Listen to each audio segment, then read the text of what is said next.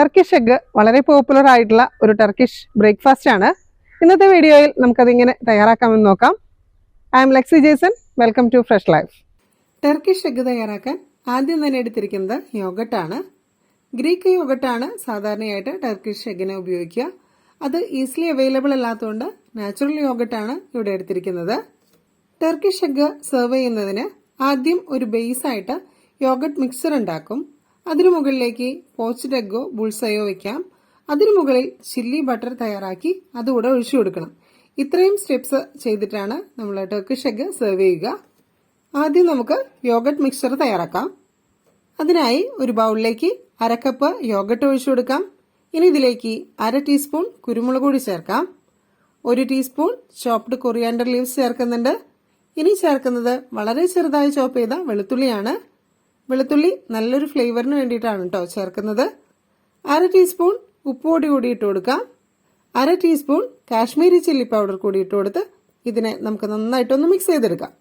ഈ yoghurt mixer ഒരു serving പ്ലേറ്റിലേക്ക് അസംബിൾ ചെയ്ത് കൊടുക്കാം കേട്ടോ. അടുത്തതായിട്ട് പ്രിപ്പയർ ചെയ്യുന്നത് ബുൾസയാണ്.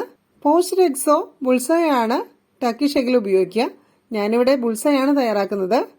ഒരു പാനിലേക്ക് അല്പം ഓയിലൊന്ന് സ്പ്രെഡ് ചെയ്ത് കൊടുക്കാം. എന്നിട്ട് മുട്ട പൊട്ടിച്ചൊഴിച്ച് അതിന് മുകളിലായി അല്പം ഉപ്പുപൊടി കൂടി ഒന്ന് സ്പ്രെഡ് ചെയ്ത് കൊടുക്കാം.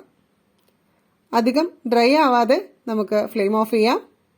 നമ്മുടെ ബുൾസൈ ഇവിടെ റെഡിയായി.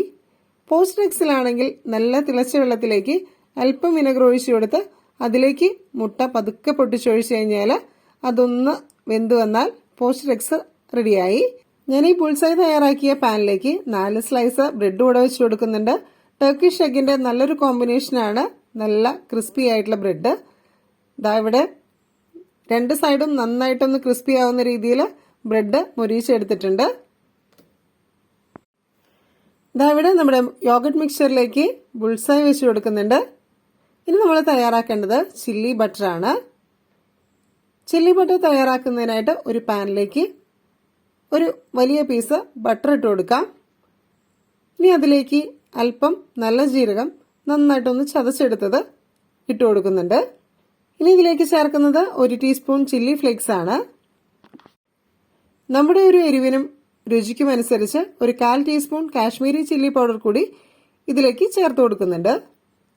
ഈ റോസ്റ്റായി വന്നിരിക്കുന്ന ചില്ലി ബട്ടർ നമുക്ക് യോഗട്ടിന്റെയും ബുൾസൈയുടെയും മുകളിലേക്കായിട്ട് പതിയെ ഒഴിച്ചു കൊടുക്കാം. ഇത്രയേ ഉള്ളൂ ടർക്കിഷ് എഗ്ഗിന്റെ സ്റ്റെപ്സ്.